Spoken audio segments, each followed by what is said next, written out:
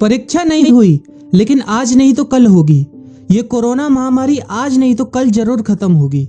School colleges कभी ना खुलें, ऐसा नहीं होगा। अभ्यास करते रहोगे तो कोई पछतावा नहीं होगा।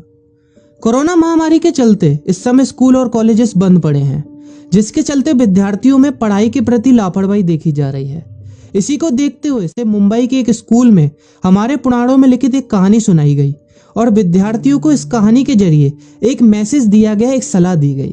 कहानी ये थी कि एक बार भगवान इंद्र किसानों से नाराज हो गए और उन्होंने घोषणा कर दी कि 12 साल तक बारिश नहीं होगी, आप फसलों को नहीं उगा पाएंगे। भगवान इंद्र से किसानों ने विनम्रता पूर्वक विनती की। किसानों की विनती को देखते हुए इंद्र ने बड़ी चालाकी से बारिश न होने का सारा श्रेय भगवान शिव के ऊपर डाल दिया और कहा कि बारिश तभी संभव है जब भगवान शिव अपना डमरू बजाएंगे।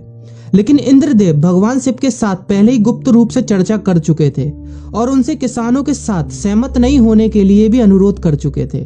जब किसान भगवान शिव के पास बारिश के लिए विनती करने के लिए गए तो उन्होंने भी कह दिया कि बारिश तभी होगी जब मैं 12 साल बाद अपना डमरू बजाऊंगा। निराश होकर वापस लौटते किसानों ने 12 साल तक इंतजार करने का फैसला किया। लेकिन उनमें से एक किसान वापस लौटकर नियमित रूप से अपना काम कर रहा था, खेती कर रहा था, यहाँ तक कि बीज भी बो रहा था। अन्य किसानों ने यह देखकर उस किसान का मजाक उड़ाना चालू कर दिया। कुछ किसानों ने उससे पूछा भी कि आप अपना समय और ऊर्जा क्यों बर्बाद कर रहे हैं, जबकि आप जानते हैं कि 12 साल तक बारिश नहीं होने वाली। उस किसान ने जवाब दिया कि मुझे पता है कि बारिश के बिना मेरी फसल नहीं आएगी, लेकिन मैं ये सब केवल अभ्यास के रूप में कर रहा हूँ। 12 साल बाद मैं फसलों को उगाने और खेतों में काम करने की प्रतिक्रिया को भूल जाऊंगा। शरीर की काम करने की आदत छूट जाएगी और शरीर आलस का शिकार हो जाएगा।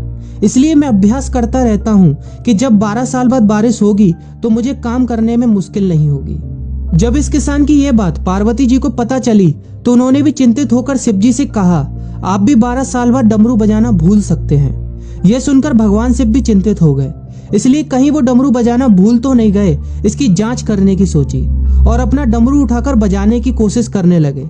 कोशिश करते हुए जैसे ही डमरू से आवाज आई वैसी बारिश होने लगी और जो किसान नियमित रूप से अपना काम कर रहा था उस किसान का खेत फसलों से हरा भरा हो गया।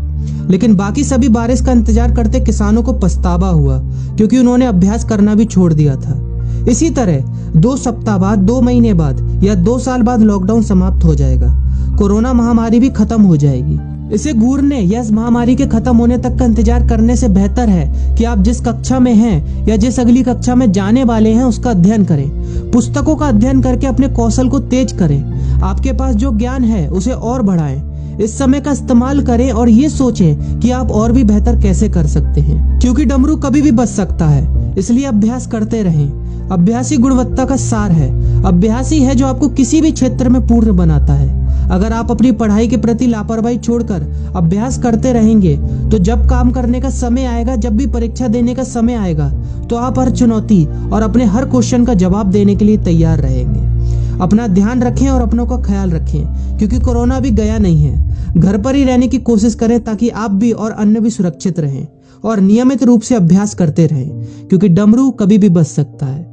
वीडियो अच्छी लगी हो तो वीडियो को लाइक और अपने फ्रेंड्स के साथ शेयर करना मत भूलिएगा। और अगर आप एक पेरेंट हैं तो आप भी अपने बच्चों के साथ इस वीडियो को शेयर करना मत भूलिएगा।